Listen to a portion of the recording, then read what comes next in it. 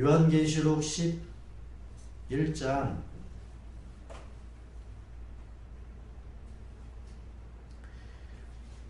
7절에 있는 말씀부터 8절에 있는 말씀 두 절만 다 함께 읽겠습니다. 7절부터 8절 두 절 시작. 그러나 그들이 증언을 마칠 때에 다리소스에서 올라오는 짐승이 그들과 싸워서 이기고 그들을 죽일 것입니다. 그들의 시체는 그 큰 도시의 넓은 거리에 내버리게 될 것입니다. 그 도시는 영적으로 소돔 또는 이집트라고도 하는데 곧 그들의 주님이 십자가에 달리신 곳입니다. 창조 6째 날에 하나님께서는 사람을 지으십니다. 창세기 1장 26절과 28절에 보게 되어지면 하나님이 자기의 형상대로 자기의 모양대로 사람을 창조하시고 남자와 여자로 창조하시고 그들에게 생육하고 번성하며 땅에 충만하라고 말씀하셨습니다. 이게 하나님께서 창조하신 6째 날 사람입니다. 사람. 저는 이 사람을 두 증인이라고 말씀드리고 싶습니다. 사람은 두 증인이라고. 그 사람은 남자와 여자죠. 그래서 두 증인도 남자와 여자예요. 남자 아니고 여자 아니고 남자 여자 증인이. 왜 그러냐라고 하면 하나님의 형상과 하나님의 모양은 사람이기 때문에 그런데요. 사람이라는 건 남자와 여자가 한 몸을 이루는 걸 사람이라고 이야기를 합니다. 그러니까 사람이라고 이야기를 했을 때 남자와 여자가 하나 되어진 상태가 사람이에요. 성경에서 이야기하고 있는 것. 그래서 그 사람을 하나님의 형상이라고 이야기를 합니다. 그러면 우리들이 생각을 할 때 이렇게 눈에 보여지는 남자, 눈에 보여지는 여자 이렇게 이거를 하나님이라고 이야기를 하느냐?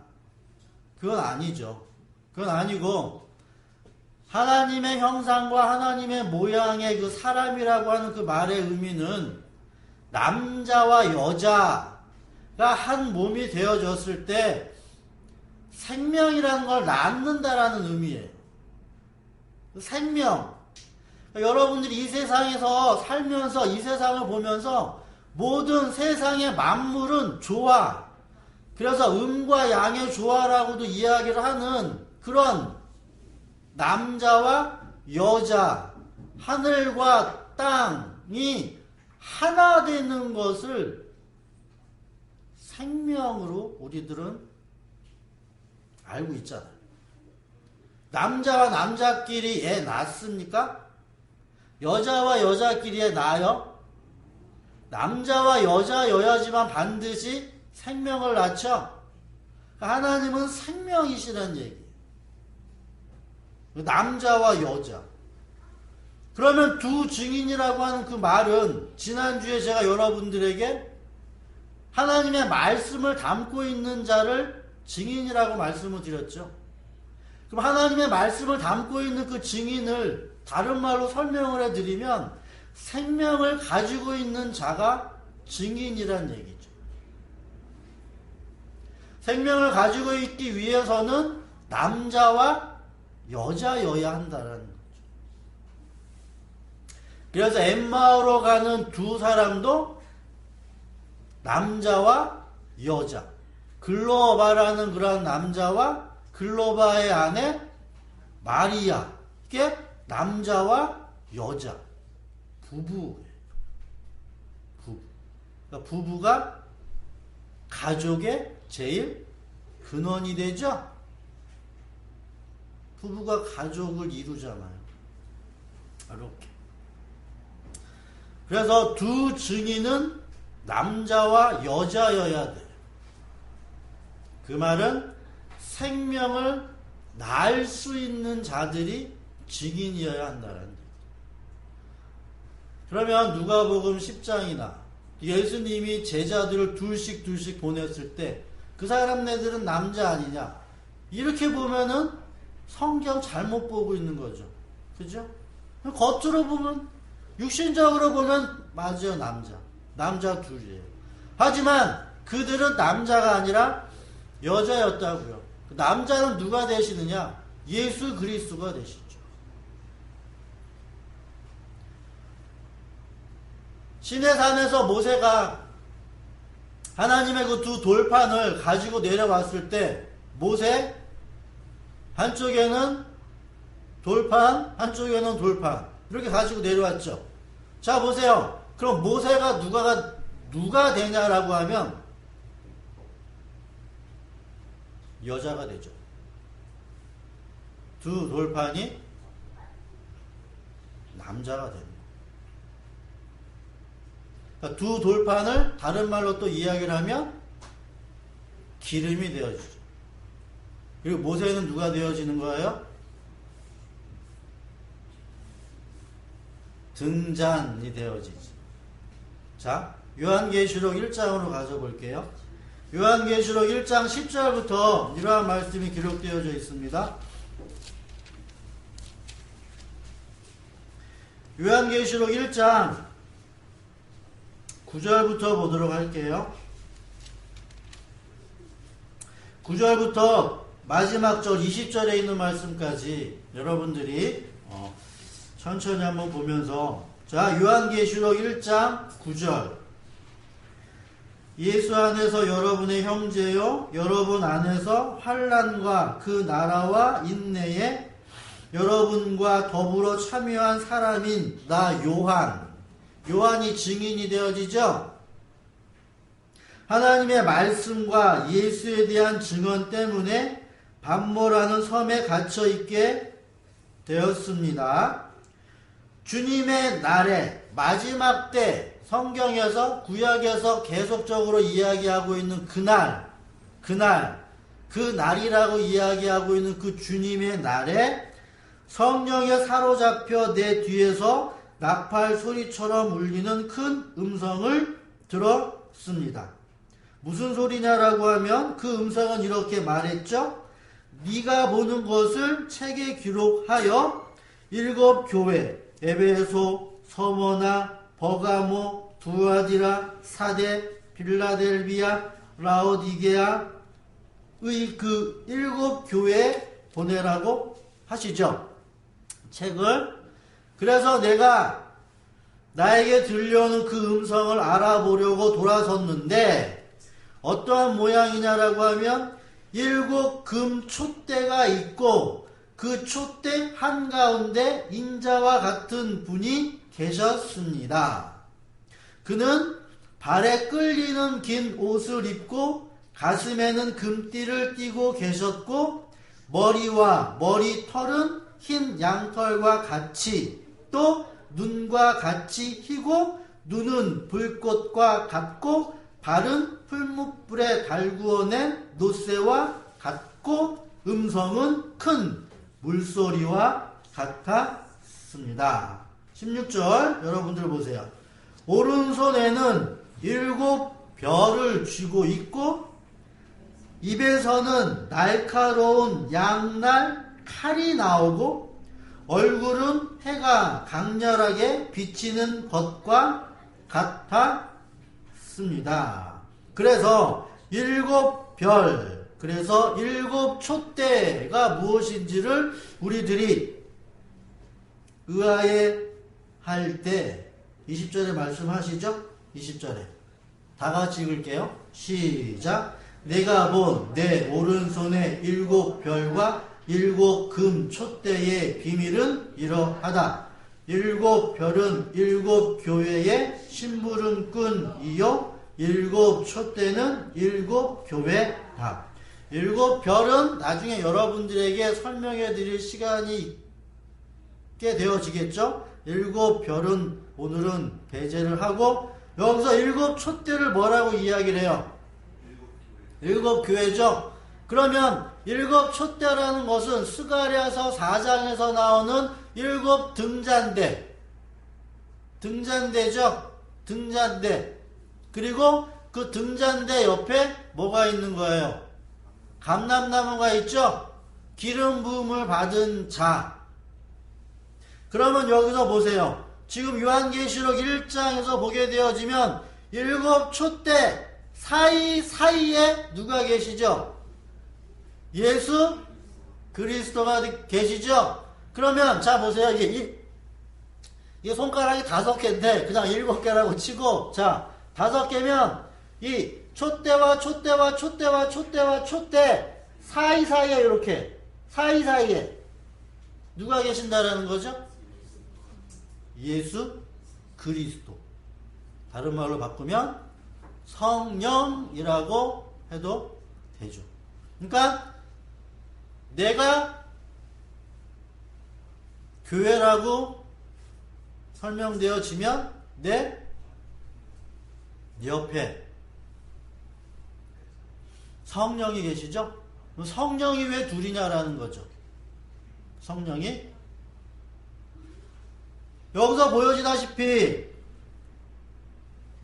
16절에 보면 오른손에는 7별을 쥐고 있고 입에서는 그 하나님의 말씀, 성령의 말씀, 그 말씀은 양날 칼. 그래서 성령의 말씀은, 하나님의 말씀은 감동되어졌다고 이야기를 하면서 좌우에 나리선 검의, 그죠? 양날검, 양쪽. 이것을 여러분들에게 말씀을 드리면, 하나님은 이렇게 은혜만을 준다거나 하나님은 저주만을 준다라는 그런 개념이 아니기 때문에 그래요. 하나님은 항상 이중성. 여러분들이 보시다시피 말이라는 것도 이중성을 가지고 있어요.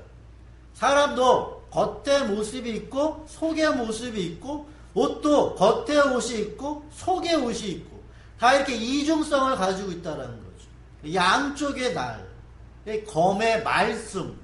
그래서 말의 이중성을 의미를 합니다. 내가 어떤 누군가에게 좋은 말을 하고 있는 것 같지만 그 말 안에 담겨져 있는 의미는 저주의 말이 들어갈 수도 있는 거죠. 저주의 말을 할지언정 그 말이 담고 있는 의미는 축복의 말이 되어질 수도 있는 거예요. 이렇게 해서 하나님의 말씀은 항상 이중적인 의미를 담고 있어요. 근데 이것이 육신의 눈이 어두웠다, 귀가 닫혔다 라고 하는 그 말의 의미는 이 둘로 못 보고 하나로 보기 때문에 그래요. 그러니까 겉에 있는 것들만 본다라는 거죠. 겉에 있는 것들만. 그 안에 담겨져 있는 의미를 보지 못한다는 것이죠. 그래서 두 증인은 두 감람나무와 두 촛대예요. 두 감람나무와 두 촛대는 두 사람이에요. 두 사람은 몇 명이에요? 4명 되죠? 두 사람. 한 사람은 몇 명이니까? 2명이니까. 한 사람은 남자와 여자. 남자와 여자. 그러니까 두 사람은 2명의 남자와 2명의 여자. 이런 식으로 여러분들이 이해를 하셔도 돼요. 증인이라는 그러한 개념들을. 이렇게 이해를 하시면 여러분들이 조금 더 성경을 보실 수가 있으시겠죠. 그래서 이 말을 다른 말로 이야기를 하면 하늘과 땅이 하나 되어져서 생명이 만들어지는 것도 두 증인이 되어지는 것. 스룹바벨과 하나님의 영이 두 증인으로 세워져서 미약했었던 그러한 제2성전이 거룩하고 완전히 또한 아름다운 성전으로 되어질 거다라고 하는 스가랴서 4장의 그러한 예언처럼 여러분들 안에 두 말씀이 여러분들 안에 있게 되어지면 여러분들은 교회로서 두 증인을 살게 되어지는 거죠. 내가 두 증인이 되기 위해서는 무엇이 있어야 한다? 기름이 있어야 한다. 기름이 없으면 내가 아무리 증인이 되고 싶어도 증인이 되어질 수가 없겠죠. 이걸 여러분들이 먼저 이해를 하셔야 한다라는 것이죠. 그래서 우리들이 세상에 빛이 되어질 수 있는 건 내가 빛이기 때문에 빛을 비추는 것이 아니라 내 안에 기름이 있기 때문에 빛을 비추는 거고요. 내가 세상에 소금이 되어지는 건 내가 소금이라서 짠맛을 내어서 짠맛, 소금이 되어지는 것이 아니라 소금은 원래 바다라는 곳에 있었기 때문에 소금이 있는 거죠. 바닷물에서 소금이 있지 소금 혼자 자기 혼자 소금이 되어지지는 않아요. 이렇게. 그래서 항상 둘은 같이 다닌다라는 거예요.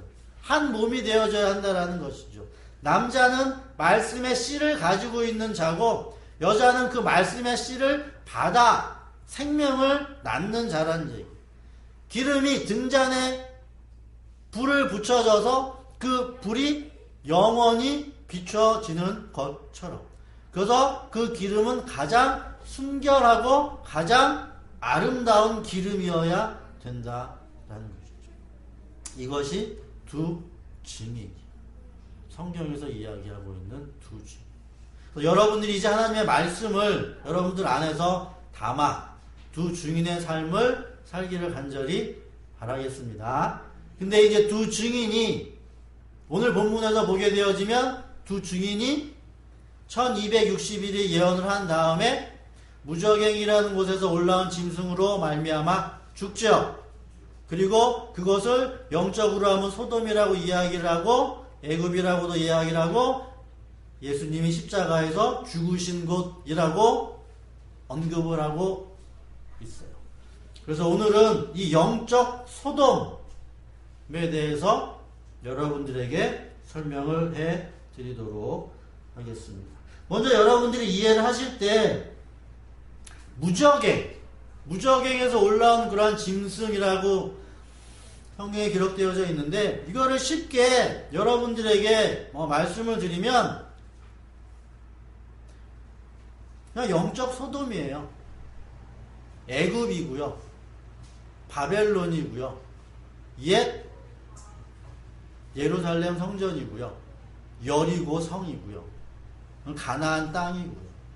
이렇게. 그러니까 물이 없는 깊은 웅덩이에요. 껍데기만 가지고 있는 교회, 껍데기만 가지고 있는 성전, 기름이 없는 등잔대, 말씀이 없는 교회. 이게 다 무저갱이라는 얘기죠. 그래서 하나님의 교회를 핍박하는 그러한 무저갱은 교회예요. 교회가 교회를 핍박해요. 유대인이 사도 바울을 핍박했던 것과 마찬가지예요. 사도행전 26장을 보게 되어지면 이제 맨 마지막에 사도 바울이 로마로 향하는 가운데 아그리빠에게 자기 자신을 변론하죠. 거기서 사도행전 9장에 되어졌던 일을 사도 바울이 설명을 합니다. 자 보세요. 사도 바울이 어떠한 사람이었어요? 자기는 히브리인 중에 히브리인이었다라고 합니다. 자기는 율법으로는 어느 누구에게서도 그런 사람이었어요. 다른 말로 바꾸면 자기는 정말 자기 스스로가 장담하건대 하나님을 가장 많이 안다라고 자처했던 사람이에요. 바울이라는 사람. 그런데 그가 다메섹으로 가다가 정오 때, 그러니까 해가 빛이 가장 최고의 높이에 있었을 때를 정오라고 이야기를 하죠. 이때 땅에서 가장 높이 있었을 때 이때 빛이 사도 바울에게 비치죠. 그리고 사도 바울이 묻습니다. 도대체 너는 누구냐? 그랬을 때 그 음성은 네가 짓밟았던 거룩한 성이다. 짓밟았던 거룩한 성. 네가 밟았던 성. 다시 말하면 네가 알았던 그 하나님의 열심을 가지고 네가 일했었던 그 하나님이다라는 거죠. 그런데 이제 내가 너에게 빛을 비춰서 뭘 하겠다라는 거죠? 생명을 살리는 자로서 세우겠다라는 것이죠. 그래서 여러분들이 먼저 증인의 삶을 살기 위해서는 뭐 해야 한다? 거룩한 성을 짓밟아야 한다. 그게 필수예요. 내가 하나님 잘 믿고 하나님의 말씀을 잘 증거하는 그러한 삶을 살기 위해서는 여러분들이 먼저 하나님을 짓밟았어야 한다고요. 베드로가 하나님의 말씀에 증거의 삶을 살기 위해서는 베드로가 먼저 예수를 부인했어야 한다고요. 내가 예수를 부인했었던 수치와 부끄러움을 내 안에 담고 그걸 가지고 말하는 걸 증인이라고 이야기를 하는 거예요. 그러니까 내가 하나님의 말씀을 증거하고 내가 하나님의 말씀을 전할 때 내가 내놓을 수 있는 말은 어떠한 말이냐라고 하면 내가 예수를 죽인 자였다라는 걸 이야기하는 거예요. 내가 율법을 모르고 하나님을 모르고 내가 생각했던 하나님은 이럴 것이다라고 열심을 내서 내가 전도했는데 그게 복음이라는 것, 은혜라는 것을 내가 깨닫고 보니까 그게 아니었더라는 것을 이야기하는 거죠. 그러한 자가 거룩한 성을 42달 동안 짓밟았다라고 이야기를 하는 거예요. 그러한 자가. 이제 그러한 자가 무적행으로부터 올라온 사람들에 의해서 또다시 죽임을 당하죠. 그래서 영적으로 소돔이라고 하는 곳, 영적으로 애굽이라고 하는 곳, 영적으로 바벨론이라고 하는 곳은 어떠한 곳으로 여러분들이 이해를 하시면 되냐면 하나님을 열심히 잘 믿는 곳이라고 여러분들이 이해하시면 돼요. 근데 열심히 믿고 열심히 잘 지키는데 하나님의 말씀을 잘 순종하는데 근데 그게 잘못 알고 있는 거예요. 잘못. 그곳을 소돔이라고 합니다. 그래서 우리들이 일반적으로 생각하는 대로 소돔이라는 곳이 타락한 도시가 아니에요. 그러니까 눈으로 보여져서 윤리적으로 도덕적으로 부패하여지고 도덕적으로 타락하여진 곳이 소돔을 의미하기는 의미하겠죠. 그러나 그건 겉으로 여러분들이 세상에 나가셔서 밤이라는 곳을 이렇게 보시면서 이러한 곳이 눈에 보여지지 않는 타락이구나라고 이해를 하시면 되는 거죠. 그러니까 내가 하나님을 안다라고 하면서 하나님을 잘못 알고 있는 그 모습이 마치 이 세상에 네온사인이 휘황찬란하면서 밤문화가 그렇게 활성화가 되어져 있는 그 모습이 마치 내 모습이다라고 여러분들이 이해하시면 된다라는 거예요. 그걸 볼 수가 없기 때문에. 그래서 그러면 우리들이 도대체 하나님을 잘 알고 하나님의 말씀에 순종하면서 하나님을 열심히 잘 믿고 있다라고 하는데 내가 봤을 때는 그럼 근데 왜 내가 하나님을 잘 못 믿고 있냐? 그거죠?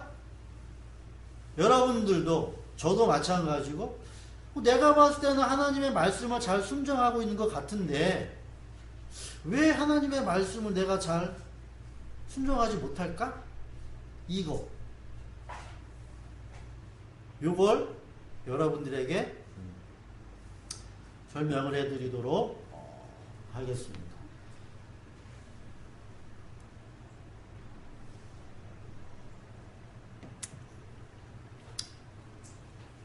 하나님께서 산이라는 곳에, 신의 산이라는 곳에 내려오셔가지고 모세에게 두 돌판을 주시죠. 그 두 돌판, 말씀은 그래서 둘로 나눠지죠. 둘로 나눠지는데 하나는 뭐냐면 하나님을 사랑하는 거예요. 또 하나는 이웃을 사랑하는 거예요. 근데 우리들이 하나님을 잘 섬긴다라고 하면서 하나님을 섬기지 않는 그 이유가 뭐냐면 우리들은 하나님을 잘 섬기는 건 잘 섬겨요. 근데 이웃은 안 섬겨요. 그게 죄예요.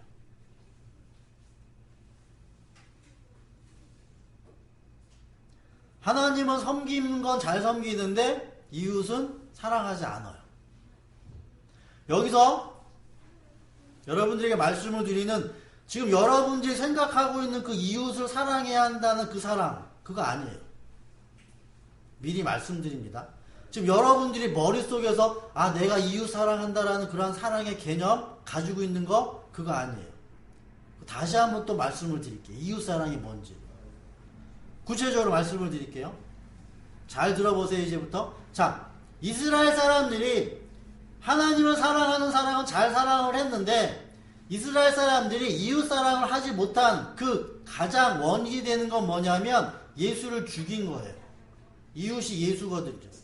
이걸 설명을 해드릴게요. 그래서 법이라는 건 법이라는 건 하나님을 사랑해야 하는 거고 이웃을 사랑해야 하는 것. 그러니까 법을 잘 지킨다라는 것은 두 개가 있는데 차별하지 않는 게 법을 지키는 거예요. 성경에서 이야기하고 있는 공의, 성경에서 이야기하고 있는 공평, 이러한 재판은 차별하지 않는 거거든요. 하나님을 사랑하면서 누구를 사랑하는 것? 이웃을 사랑하는 것이 공의예요. 공평이고요. 자, 스가랴서 7장 8절부터 12절에 있는 말씀을 가서 보도록 할게요. 스가랴 7장 8절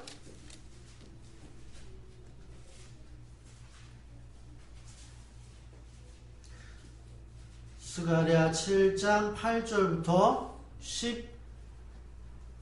12절 우리 다 같이 읽겠습니다. 시작.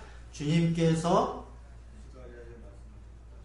8절부터 12절 시작. 주님께서 스가랴에게 말씀하셨다. 나 만군의 주가 이렇게 말한다. 너희는 공정한 재판을 하여라. 서로 관용과 자비를 베풀어라. 과부와 고아와 나그네와 가난한 사람을 억누르지 말고 동족끼리 해칠 생각을 하지 말아라. 주님께서 이렇게 말씀하셨으나 사람들은 듣지 않고 등을 돌려 거역하였다. 귀를 막고 들으려고 하지 않았다. 사람들은 마음이 차돌처럼 굳어져서 만군의 주님께서 이전 예언자들에게 당신의 영을 부어 전하게 하신 율법과 말씀을 듣지 않았다. 그래서 만군의 주님께서 크게 노하셨다.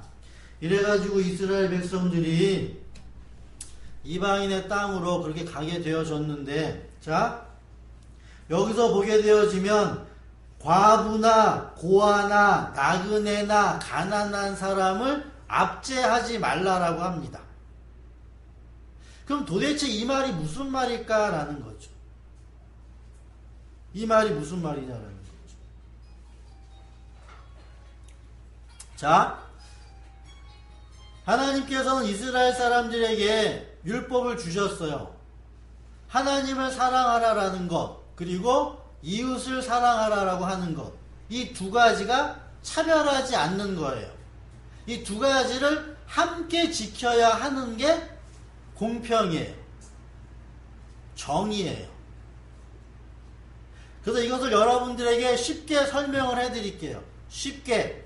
자, 그래서 여기서 어느 누구도 예외 없이 이 세상에 있는 모든 사람들은 다 죄인이에요.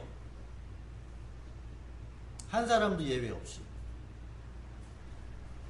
자, 법이라는 게 있죠. 법. 그러니까 법이라는 것을 우리들이 거창하게 그 이야기하는 게 아니라, 자, 가정이라는 게 있어요. 가정이라는 것이 있고, 일단은 1차적으로 부모와 자식의 관계에서부터 봅시다. 부모와 자식의 관계. 자, 부모와 자식의 관계에서 보면 부모가 자식에게 어떤 누구를, 제가 지금 이야기하는 거 어떤 누구를 빗대서 이야기를 하는 게 아니에요. 그러니까 모든 사람들이 다 그렇게 하고 있기 때문에 그래요. 자, 한 예를 드는 거예요. 저라고 칩시다. 제가 핸드폰을 막 하고 있어요. 핸드폰 게임을 해요. 자, 근데 자녀한테 핸드폰 게임 하지 말아라 라고 이야기를 하면 그게 뭐가 되는 거예요? 법이죠. 그러면 자, 이거 조금 더 구체적으로, 그럼 네가 눈이 나빠지고 공부도 해야 되니까 핸드폰 게임을 하루에 30분만 해라 라고 이야기한다는 얘기죠. 그럼 이게 뭐예요? 법이죠. 그러면 보세요. 자, 그걸 아버지가 얘기했어요. 아버지가 자녀한테. 그러면 이 법이 누구에게 해당이 되는 거죠?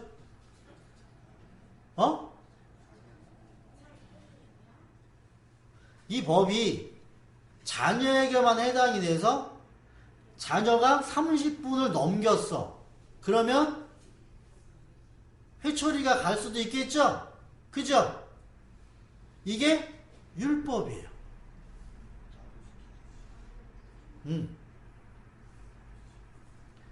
법이라는 건 그 가족 안에서 법을 세운 자와 법을 지키는 자가 동일해야 한다라는 의미가 있어요. 그래서 아버지가 그 법이라는 걸 이야기했음에도 불구하고 아버지는 그 법을 안 지켜도 돼요, 사실. 안 지켜도 돼요.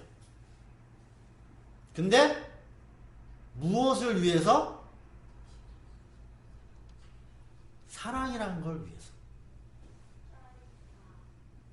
그러니까 공평이라는 걸 위해서. 자, 그럼 보세요. 아이의 입장에서 뭐라고 이야기를 하냐면, 그러면 내가 30분 동안 게임을 해서 지켜야 하는 건 지키는 거고, 그럼 아버지가 30분 넘어가지고 안 지키는 건 그러면 어떡할 거냐고 아이가 이야기를 할 수가 있음에도 불구하고 이야기 못하죠.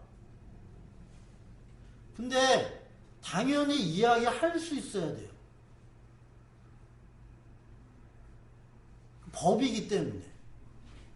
그러면 아버지도 아이와 동일하게 법을 지켜야 하는 거예요. 그러니까 내가 내어놓은 말을 나는 그 법의 테두리에서 빠져버리고 다른 누군가에게만 법 적용을 시키는 게 영적으로 소돔이에요. 그러니까 법을 세우긴 세우는데 나는 그 법에서 빠져요. 그리고 명령으로 가요. 복종으로 가요. 이걸 제가 가장 쉽게 여러분들에게 말씀을 드리면 부모와 자식의 관계에서 이야기를 한 거예요. 그럼 이걸 또 남편과 아내의 관계에서 또 똑같이 이야기를 할 수가 있어요. 남편이 아내에게 어떠한 법을 이야기를 해요. 근데 자기 남편은 법을 이야기했음에도 불구하고 자기는 그것과 상관없고 아내에게만 그걸 적용을 시켜. 이게 세상이라고요. 세상법. 여기는 사랑이 없어요.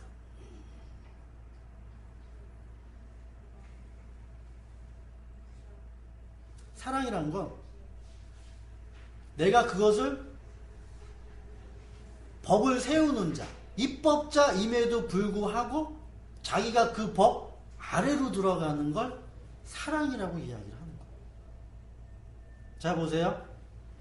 하나님이란 분이 계세요. 하나님은 어떠한 분이세요?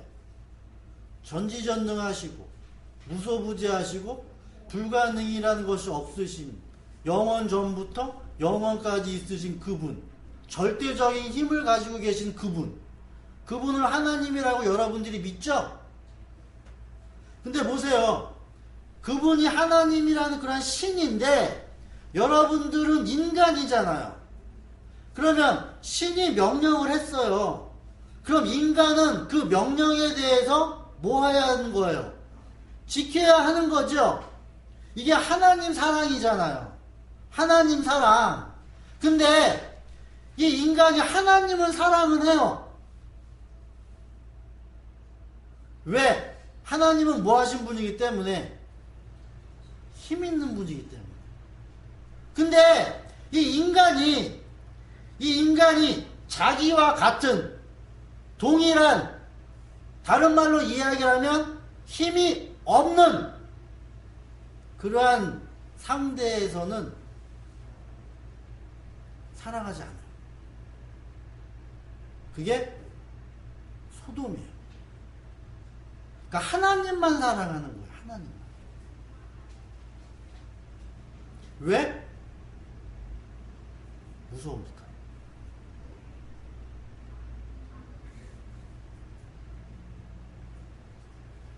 근데 성경에서의 하나님은 어떤 하나님이냐라고 하면, 그래서 세상에 있는 모든 신들과 다른 신이 바로 이 차이가 여기에 있어요.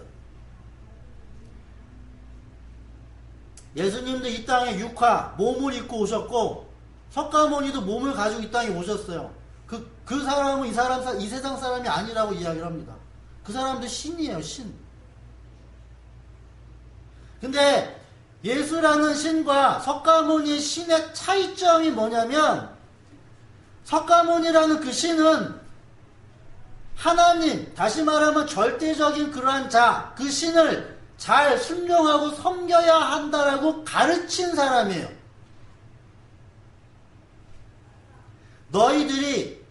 너희들 안에 있는 그 신을 잘 섬기고 잘 모시고 잘 공양하면 너희들이 복받는다라는 걸 그냥 가르쳐준 사람이에요. 그러니까 이 석가모니라는 신은 하나님 사랑만 하게 했어요. 하나님 사랑만. 그러니까 교훈을 줬다고요. 근데 예수라는 신은 어떤 신이냐라고 하면 하나님을 사랑함과 동시에 그 법을 가지고 있는 그 신이 자기도 법을 지키기 위해서 이 땅으로 내려왔어요. 너희들 하나님 섬겨라 라고 이렇게 백성들에게, 사람들에게 너희들 하나님 순종해라 이렇게 사람들에게만 이야기하지 않고 그 하나님이신 그분이 사람으로 돼가지고 이 사람이 누구를? 하나님을 순종하게 했다고. 근데 그 순종이 어떤 순종인지 아세요? 하나님을 거역하는 순종이라고요. 그걸 사랑이라고 얘기해요. 그래서 예수는 죽었어요. 살인당했어요. 그 석가모니와 예수의 차이는 거기에 있어요. 십자가에 있어요. 십자가. 다시 한번 여러분들에게 설명을 해 드릴게요. 자, 이렇게 이해를 하시면 돼요. 이 세상의 법은, 자, 보세요. 하나님을 사랑하는 것, 이웃을 사랑하는 것을 여러분들이 어떻게 이해를 하시자라고 하면, 하나님을 사랑한다라는 건 힘 있는 자를 사랑하는 것. 그러니까 힘 있는 자의 말을 듣는 거랑 똑같은 거예요. 이웃을 사랑한다라는 건 힘 없는 자예요. 이 세상의 논리는 어떤 논리냐라고 하면 힘 있는 자에게서 내가 무릎을 꿇는데 힘 없는 자에는 내가 무릎을 안 꿇는다고요. 그걸 여러분들이 딴 데 가서 찾지 마시고 가정 안에서부터 찾으시면 된다고. 가정 안에서부터. 그러면 우리들이 왜 죄인인지가 드러나죠. 야고보서 2장으로 갈게요. 그래서 이 말씀을 여러분들이 이해를 하실 때 사랑의 개념으로 이해를 하셔야 되는데 야고보서 2장 1절부터 차별이라는 것, 차별 대우하지 말라라는 것.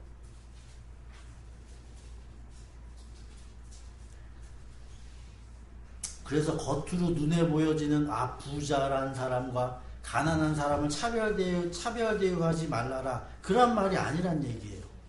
자, 보세요. 야고보서 2장 1절부터 13절에 있는 말씀까지예요. 차근차근 천천히 다 같이 한번 읽어보도록 하겠습니다. 야고보서 2장 1절부터 시작. 나의 형제자매 여러분은 영광의 우리 주 예수 그리스도를 믿고 있으니 사람을 차별하여 대하지 마십시오. 이를테면 여러분의 회당에 화려한 옷을 입은 사람이 금반지를 끼고 들어오고 또 남루한 옷을 입은 가난한 사람도 들어온다고 합시다. 여러분이 화려한 옷차림을 한 사람에게는 특별한 호의를 보이면서 여기 좋은 자리에 앉으십시오 하고 가난한 사람에게는 당신은 거기 서 있든지 내 발치에 있든지 하고 말하면 바로 여러분은 서로 차별을 하고 나쁜 생각으로 남을 판단하는 사람이 된 것이 아니고 무엇이겠습니까? 사랑하는 형제자매 여러분, 들으십시오. 하나님께서는 세상에 가난한 사람을 택하셔서 믿음에 부유한 사람이 되게 하시고 하나님을 사랑하는 이들에게 약속하신 그 나라의 상속자가 되게 하시지 않았습니까? 그런데 여러분은 가난한 사람을 업신 여겼습니다. 여러분을 압제하는 사람은 부자들이 아닙니까? 또 여러분을 법정으로 끌고 가는 사람도 부자들이 아닙니까? 여러분이 받드는 그 존귀한 이름을 모독하는 사람도 부자들이 아닙니까? 여러분이 성경을 따라 내 이웃을 내 몸같이 사랑하라는 으뜸 가는 법을 지키면 잘하는 일입니다. 그러나 여러분이 사람을 차별해서 대하면 죄를 짓는 것이고 여러분은 율법을 따라 범법자로 판정을 받게 됩니다. 누구든지 율법 전체를 지키다가도 한 조목에서 실수하면 전체를 범한 셈이 되기 때문입니다. 간음하지 말라 하신 분이 또한 살인하지 말라고 말씀하셨습니다. 어떤 사람이 간음은 하지 않는다고 하더라도 살인을 하면 결국 그 사람은 율법을 범하는 것입니다. 여러분은 자유를 주는 율법을 따라 앞으로 심판을 받을 각오로 말도 그렇게 하고 행동도 그렇게 하십시오. 심판은 자비를 베풀지 않는 사람에게 무자비합니다. 그러나 자비는 심판을 이깁니다. 라고 기록되어져 있죠. 여러분들이 이해를 하실 때 모든 사람들이 하나님 사랑은 다 잘한다라는 거죠. 근데 이웃 사랑을 못한다라고 하는 그 말은 나보다 약한 사람은 업신여긴다는 얘기. 이게 광범위해요. 자, 보세요. 내가 부모이기 때문에 내 자녀를 업신여기는 거, 이거 힘 없는 거, 이거 죄예요. 이웃 사랑하는 거 아니에요. 내가 알고 있어요. 내가 알고 있는데 어떠한 사람은 몰라. 그 모른다고 업신여기는 거. 이것도 죄예요. 그러니까 나보다 남이 낫다라는 걸 내가 그 힘이란 걸 가지고 누르게 되어진 모든 것들은 다 율법이에요. 그래서 하나님이 맨 처음에는 이 세상을 어떻게 하셨어요? 율법으로 누르셨죠? 구약에서는 하나님이 율법이라는 걸 이스라엘 백성들에게 주고 하나님은 율법 안으로 들어가지 않았어요. 율법 밖에 있었다고요. 너희들 이거 해. 그래서 첫 번째부터 다섯 번째 계명을 이스라엘 백성들이 지켜내야 한다라고요. 여섯째부터는 말 필요도 없이 그냥. 그래서 이스라엘 사람들이 그 반쪽만 섬긴 거예요. 반쪽만. 어떻게 하면 내가 하나님을 잘 섬길 수 있을까? 여기에만 관심이 있었어요. 근데 예수님이 이 땅에 왔죠. 예수님이 이 땅에 왔다라고 하는 그 말은 그 법이라는 그 테두리, 법이라는 그 속에 신이 이렇게 들어간 거예요. 자기 자신도 뭐 하는 거예요? 법의 적용을 받아야 안 받아요? 받죠? 그럼 신이라고 할지라도 신이 그 법을 뭐 하게 되면? 어기게 되면 신도 뭐 한다는 얘기예요? 심판받는다는 얘기. 그게 예수예요. 이 사실이 놀라운 사실이에요.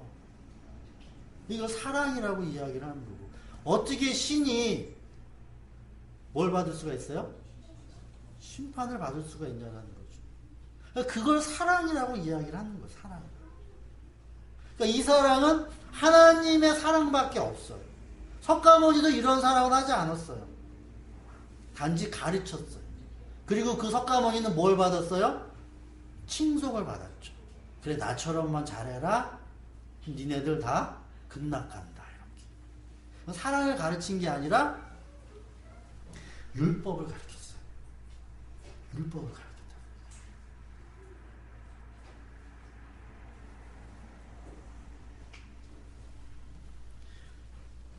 그래서 우리가 이제부터 깨달아 알아야 하는 건 뭐냐면 영적 소돔이라는 곳, 애굽이라는 곳, 바빌론이라는 곳, 옛 성전 예루살렘이라고 하는 그곳에서 예수님이 십자가로 죽으셨죠?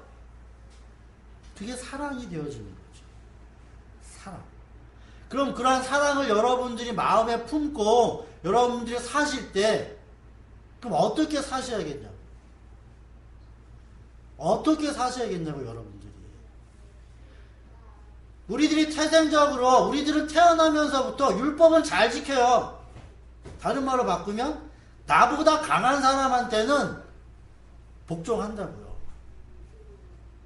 나보다 많이 아는 사람한테는 굴복한다고요. 나보다 많이 가지고 있는 사람한테는 따라간다니까요.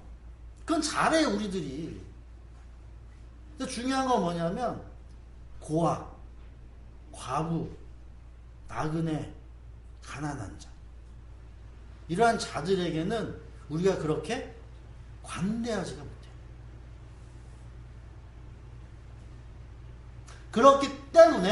그렇기 때문에 예수님이 오셨다고. 예수님이 우리들이 할 수 없는 그 일을 예수님이 하시기 위해서 이 땅에 오셨다라는 거죠. 그래서 로마서 5장 6절부터 8절에 있는 말씀을 보면 그렇게 기록되어져 있거든요. 로마서 5장 6절부터 8절 우리가 아직 연약할 때에 기약대로 그리스도께서 경건하지 않은 자를 위하여 죽으셨도다. 경건하지 않은 자를 위하여 죽으셨다라고 하는 그 말은 우리들이 하나님의 말씀을 잘못 믿고 하나님의 말씀을 순종하지 않고 하나님의 율법을 지키지 않은 걸 경건하지 않다라고 말하는 게 아니라 하나님의 말씀을 잘 지켰는데 우리 인간들이 뭘 안 지키더라? 이웃은 안 지키더라. 이웃 사랑은 안 하더라. 요걸 경건하지 않다라고 하는 거예요. 왜? 우리들은 태어나면서부터 죄가 있기 때문에. 태어나면서부터 우리는 뭘 좋아하기 때문에? 힘이라는 걸 좋아하기 때문에 그래요. 악인을 위하여 죽는 자가 쉽지 않고, 그죠? 누구를 위해서 희생하는 자. 자, 보세요. 그러면, 이렇게 이야기를 합시다. 하나님을 사랑하고 이웃을 사랑하는 것이 온전한 율법이다 라고 이야기를 해서 이러한 일을 하는 사람이 분명히 있죠. 하나님을 사랑하고 이웃을 사랑하면서, 자 보세요. 테레사 수녀 같은 경우에는 겉으로 보여졌을 때는 하나님을 사랑하고 이웃을 사랑하는 그런 모습들이 보여져요, 안 보여져요? 보여지죠? 일단 얘기해요. 그런 사람이 있어요. 자기 자신을 뭐 하면서? 죽이면서. 그렇게 했다고요. 근데 거기서 모든 사람들이 죄인 되어져야 한다라고 하는 그 말의 의미는 율법이잖아요.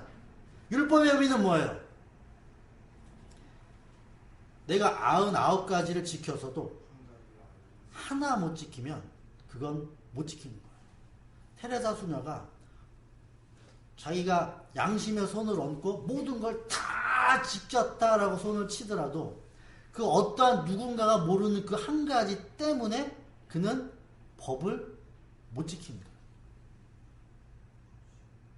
이스라엘의 유대 예루살렘의 바리새인들, 율법학자들, 서기관들, 대제사장들이 그 사람네들이 하나님의 말씀을 토시 하나라도 틀리지 않기 위해서 그 하나라는 것도 정말로 열심히 지키기 위해서 뼈를 깎는 노력을 했어요.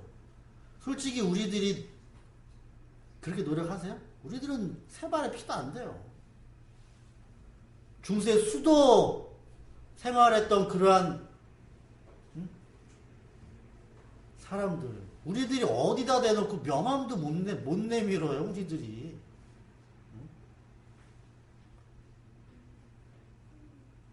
그렇게 했다고, 사람들이. 하나님에 대해서는 내 목숨까지 내놓으면서도 지키려고 했어요. 여러분들도 마찬가지고. 지금까지 신앙생활 하신 거고. 중요한 건 뭐냐면, 이웃사랑. 예수님을 사랑하고 나보다 못한 사람들을 사랑한다라는 그 개념이 우리들에게는 없다라는 거, 없다라는 거. 그래서 우리들이 하려고 해도 할 수가 없는 거예요. 그렇기 때문에 모든 사람들이 죽어요. 한두 번 하겠죠. 내가 생각해서. 근데 내 안에서 뭔가 모르는 무엇인가가 꿈틀대서 나오잖아요.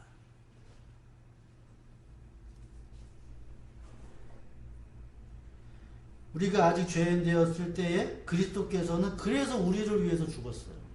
그리스도께서 우리를 위해 죽었다라고 하는 그 말의 의미는 율법을 폐하는 것. 율법을 뭐 하는 거예요? 없애버리는 걸 세우는 거예요. 다시 봐보세요. 하나님이 이스라엘 사람들에게 인간에게만 법을 줬죠? 그럼 신은 그 법을 뭐 할 수가 있어요? 심판할 수가 있죠? 그럼 인간만 뭐 하는 거예요? 죽어나는 거잖아요. 이게 이 세상신이라고요, 세상신. 여러분들이 우상 숭배할 때 세상에 우상 숭배하는 건 세상에 있는 신을 여러분들이 섬겨야 해요. 그리고 그 신은 여러분들이 섬기는 그 재물들을 뭐 해야 하는 거고 받아야 되는 거고 그게 세상신이란 말이에요. 근데 하나님이라는 그러한 신은 내가 그러한 율법을 만들어 놓고 자기 자신이 그 법 안으로 들어갔어요. 그러면 이 자기 자신이 그 법 안으로 들어가서 보니까 그 신도 그 법을 지킬 수 있더라 없더라? 없더라예요. 여러분도 인간이 율법 지킬 수 있어요? 못 지켜요. 그게 예수예요. 예수. 그래서 예수가 뭐예요? 죽죠? 근데 그가 누구예요? 하나님이죠? 하나님이란 얘기예요. 그래서 이 세상에는 무엇이 없어진 거예요? 불의가 없어졌어요.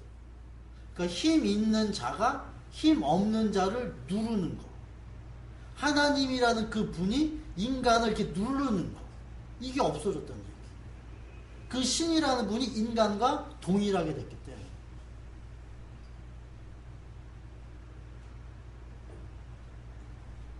그래서 이제 예담교회 성도 여러분들이 이 세상을 살아가실 때 이거 한 가지를 여러분들이 기억하시면서 사셔야 돼요.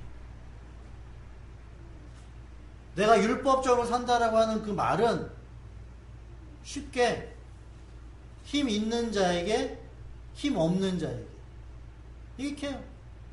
내가 복음으로 산다라는 건 힘 있는 자에게도 힘 없는 자에게도 차별하지 않고 사는 거예요.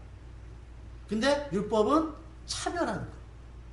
힘 있는 자에게는 복종하고 힘 없는 자에게는 내가 또 뭘 받기를 원해요? 힘 있는 자를 알리기를 원하는 거예요. 그게 율법이에요. 그럼 또 그 밑에 있는 사람은 또 뭐예요? 또 그렇게 해요. 그 밑에 있는 사람은 또 그렇게 해요. 이게 세상이에요. 이게 이 세상의 정치판이에요. 정치판. 자기가 법 만들어 놓고 자기는 법에서 빠져. 니네들만 법 지켜야지. 나는 법 만들었잖냐. 난 아니다. 그래서 여러분들이 다른 어디 가가지고 외국 가가지고 이웃사랑 그러고 하실 필요 없어요.